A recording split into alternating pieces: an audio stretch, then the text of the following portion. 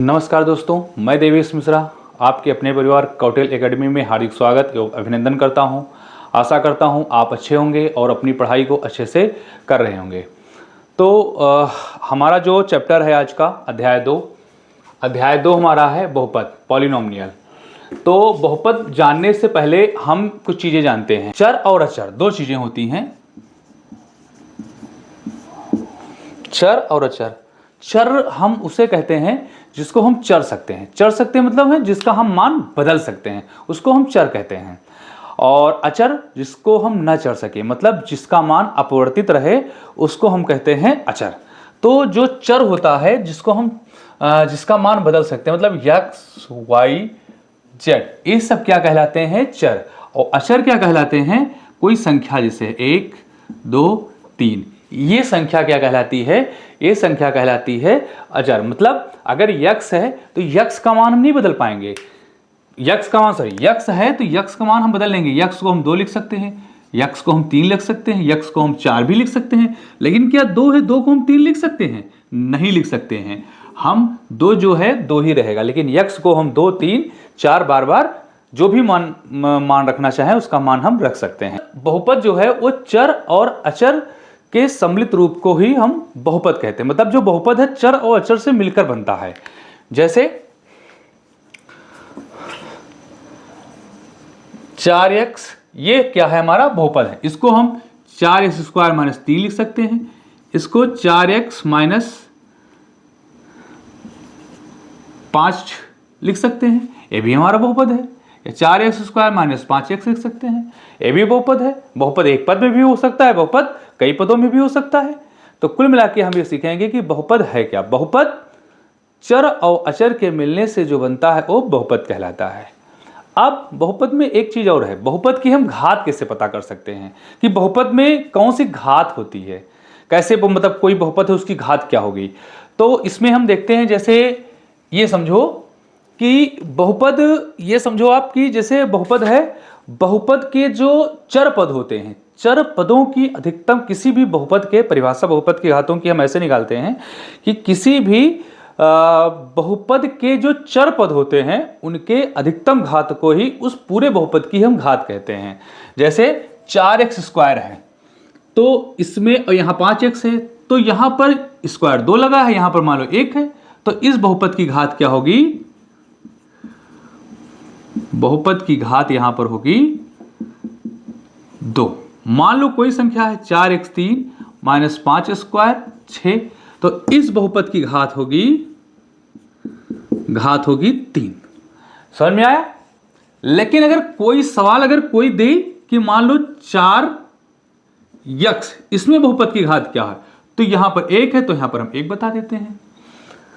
अगर कोई सवाल अगर पूछे कि भैया 4 जो बहुपद है इसकी घात बताओ, इस 4 की घात बताओ, तब यहां पर हम इसकी घात क्या बताते हैं?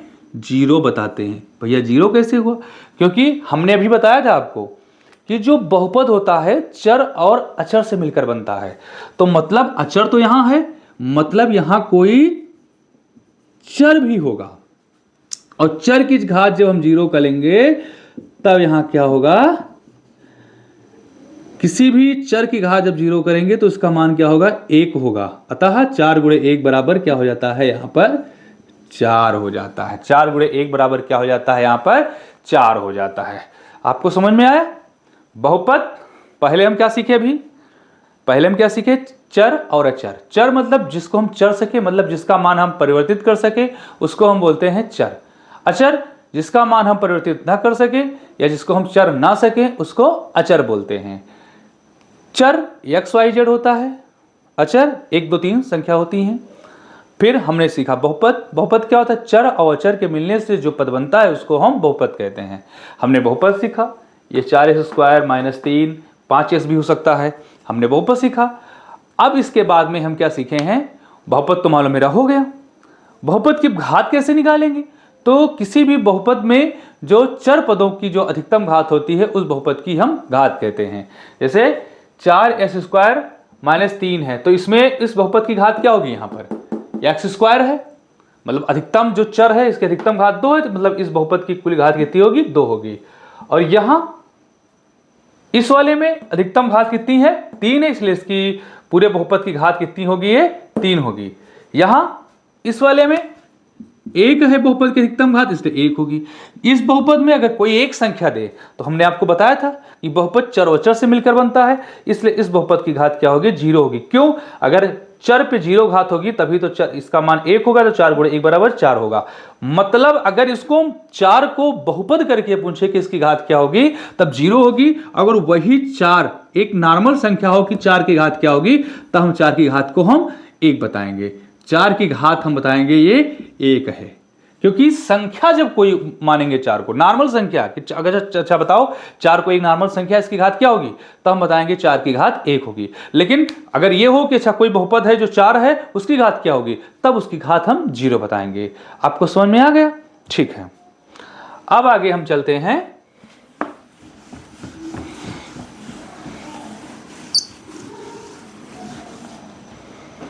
बहुपद के प्रकार।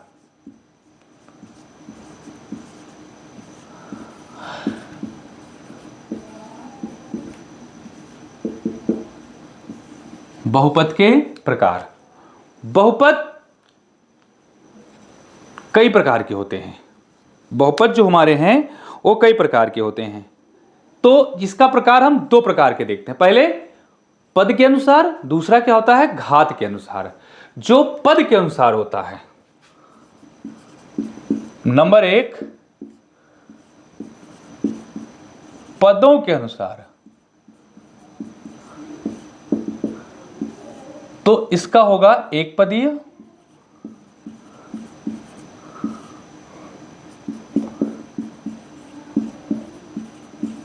द्विपदीय और एक पदीय, 2 पदीय और त्रिपद। त्रिपदीय, शून्य बहुपद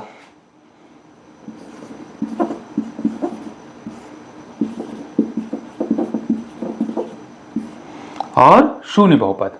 एक पदीय, द्विपदीय, त्रिपदी और शून्य बहुपद होता है। तो जो हमारा एक पदी है, वो एक पदी हमारा कौन सा होगा? 3x² मान लो, या 4x, ये हमारा एक पदी है। 2 पदी कौन सा होगा? मान लो यहां पर 4x² माइनस 5x। त्रिपदी कौन सा होगा? 3x की घात 3 माइनस 5x माइनस 5। ये हमारा, जिसमें देखो इसमें एक पद है इसलिए एक पदी, इसमें 2 पद है इसमें द्विपदी, इसमें 3 पद है तो इसको हम क्या कहते हैं?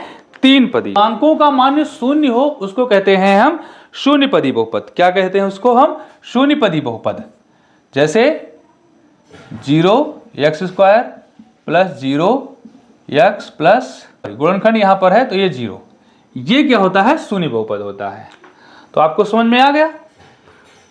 पदों के अनुसार बहुपद 3 होते हैं, एक पदी, 2 पदी, त्रिपदी और शून्य बहुपद। अब जो बहुपद हैं घात के अनुसार, अब हम चलेंगे बताएं जानेंगे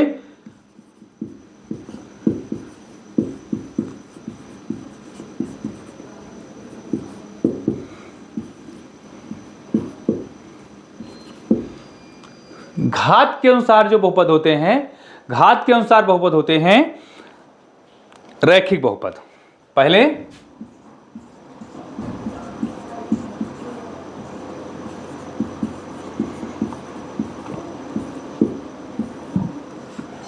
रैखिक बहुपद होते हैं ऐसा बहुपद जिसकी घात 1 होती है। ऐसी बहुपद जिसकी घात क्या होती है? 1 होती है। क्या कहलाते हैं उसको? ऐसी बहुपद जिसकी घात 1 हो, इसकी घात क्या होती है? 1 होती है।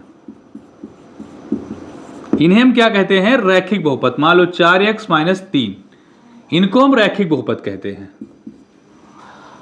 अब फिर हमारा क्वेश्चन है कौन सा बहुपद है? फिर है द्विघात बहुपद।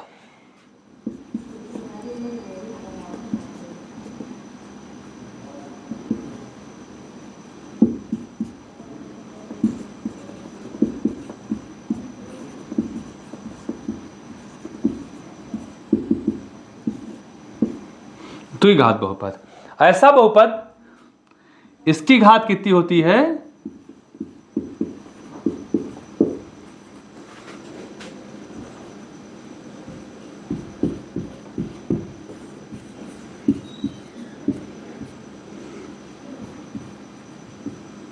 इसकी घात 2 होती है। जैसे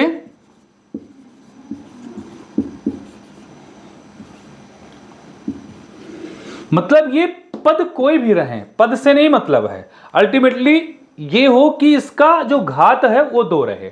तो रैखिक बहुपद हुआ, फिर 2 घात बहुपद हुआ, फिर त्रिघात बहुपद है।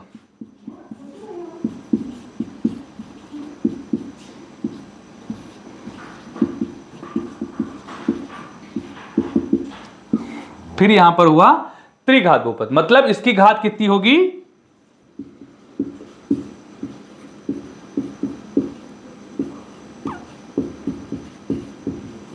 तीन होती है। जैसे 4x3 माइनस 4x² माइनस 2, कोई भी कितने भी पद हो इससे मतलब नहीं, लेकिन घात कितनी हो, आखिरी घात क्या हो, वो 3 हो। जैसे इसकी घात क्या है? 3 है, तो ये त्रिघाती बहुपद हो गया। फिर हो गया चतुर्थ घात बहुपद, ऐसा बहुपद जिसका घात क्या हो? 4 हो, उसको हम कहते हैं चतुर्घात बहुपद।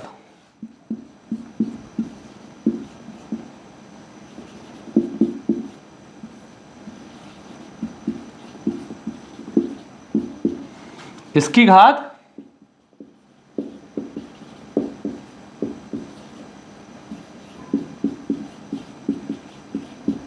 4 होती है। जैसे 3x की घात 4 माइनस 2x की 3 प्लस 2x स्क्वायर प्लस 4, इसकी घात क्या होती है? 4 होती है, उसको हम कहते हैं चतुर्घात बहुपद। तो हमने बहुपद सीखा, बहुपद की घात सीखा, बहुपद के प्रकार सीखा। हमने बहुपद के प्रकार पदों के अनुसार 4 होते हैं, एक पदी, दो पदी, त्रिपदी, शून्य बहुपद। घात के अनुसार ये 1 2 3 4 चारों होते हैं बहुपद।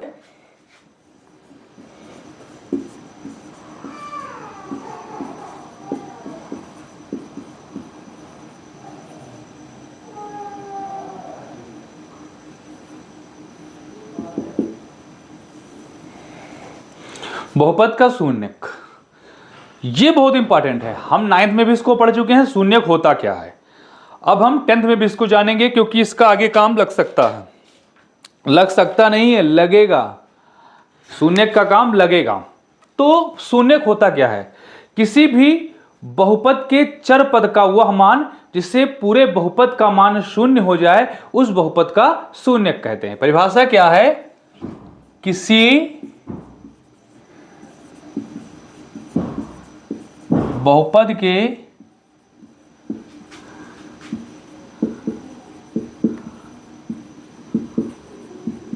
वह मान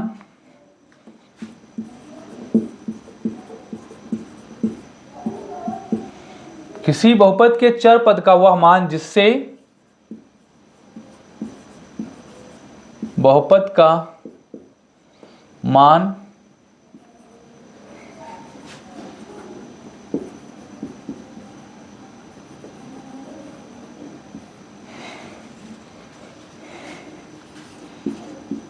शून्य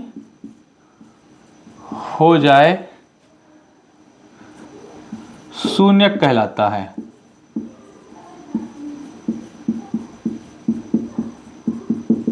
जैसे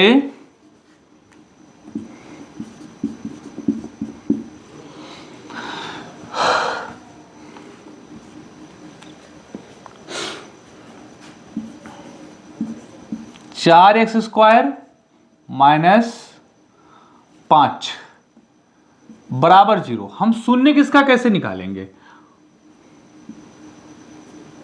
मान लो कोई है बहुपद 2x प्लस 5 बराबर 0, मतलब इसका हम शून्य निकालेंगे कैसे?